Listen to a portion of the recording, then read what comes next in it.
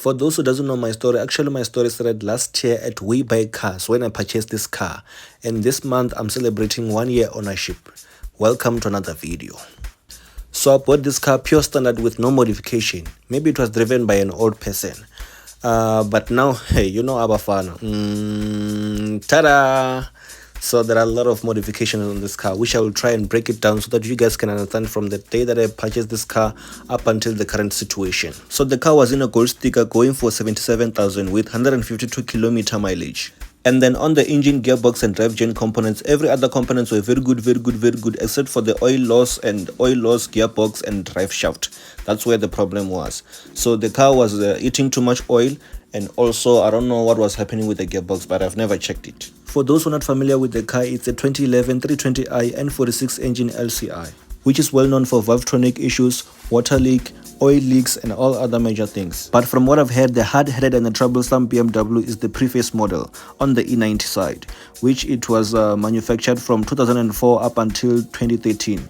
So they started manufacturing the preface and then they changed to the LCIs when they had customer complain of design issues with the valvetronic and then all other major things. So now back to Webuycars with their Dakar report. We all know that that thing is a market gimmick. So after buying the car or purchasing the car from them, I found out that the brake discs are worn out, there is a power management issue, and also it's burning oil, so which is releasing blue smoke. All of these issues were never covered on the Dakar report, but anyway, it is what it is. We move on.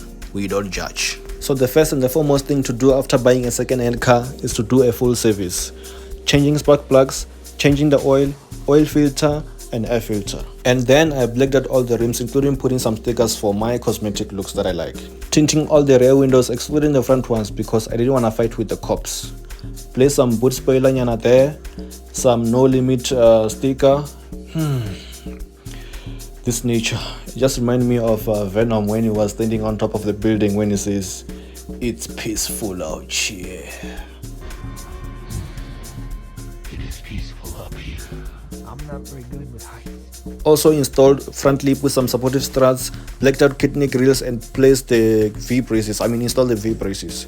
For those who are familiar with my videos, then they will know what I'm talking about and all the stages that I went through when I was installing all those things. The front height was too much because at the rear I installed sports springs and then I had to drop it and also paint the brake calipers. All these cars. Anyway, did you know that in South Africa there are approximately 12 million vehicles that are registered? So coming back to my lovely E90, on the interior side I had to paint all the trims with the color red to match with the calipers because the calipers were already red. And then with the radio I had to change it to a digital radio so that I can enjoy and be relevant into today's car market changes. And also change the gear knob to a blacked out M Sport. Let me know what you think about the changes on my interior. And then from 152 kilometer mileage, now it's sitting at 169, which in overall I have traveled with it over that 1 year ownership, 17,000 kilometers. Yeah, nah, I can't stop admiring the interior of my car. And then I did a muffle delete. Let's hear how the car sounds with muffle delete.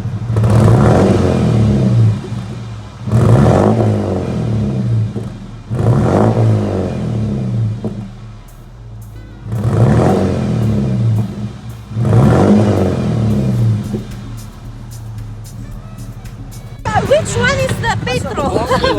This Yeah, one. that one, yeah. Wait. Let it I'm feel. short.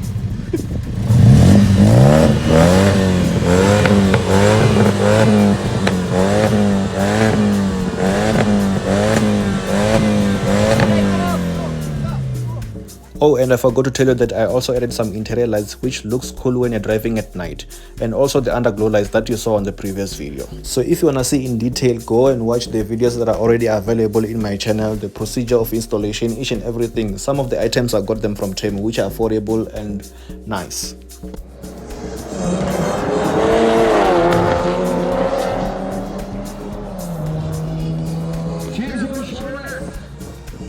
Thank you for pulling through. Sure, my boy. Sure,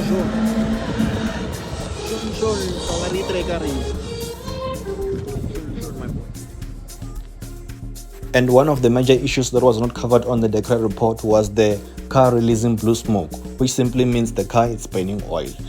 In BMWs, the common failure is the valves themselves. So here they were in the process of replacing those valves themselves, which I will just show you the difference between the old one and the new one. So as your car is working over time, the hole expands on the valves themselves due to the friction within the engine. So these valves themselves, they were made to prevent the oil entering the combustion chamber. So now when the hole expands, now the oil is able to go through the valves themselves and then get to the combustion chamber, which results into the burning of the oil and then blue smoke. So just to recap on a left out episode, you remember I once made a video of my friend purchasing a preface model 2007 BMW from Webuycars. Unfortunately, he ended up giving up along the way, with BMWs. So yeah, he ended up selling the car, so I won't disclose the amount that he sold the car. And then now he's an Haval fan. Mara, just see this Haval. It will tempt us now to dump the BMW and then get to the Haval route line. So to cut the story short, the guy came, checked the car, he was happy with the car, and then we went to a police station so that we can check if it's not a stolen car. And then from there, after checking that, and then he had a form to sign for the agreement that the guy is selling the car, and then yeah, it was a boom, done deal. So now back to my car. On the engine bay side, it is just the painting on the plastic covers of the engine, just to make it fancy and look great. And now the future big picture of this car is to make engine conversion for a V8, 1UR or 3UZ. So guys, before I made a bad or good decision, let's talk about this topic. V8 engine conversion, 3UZ or 3UR or 1UR I mean. So let's talk about the pros and cons. Let me know each and everything. I know that I have to change suspension, I need to change that and that, but is it a good thing or bad thing? So thank you so much guys. Please like and subscribe. More content is still coming about this car. I'm gonna be also attending breakfast runs, night runs, and then yeah, more is gonna come on this channel. Also shorts about sports cars that are racing on the racetrack, drag race and all that. Yeah, so let's talk about this topic of engine conversion on this BMW.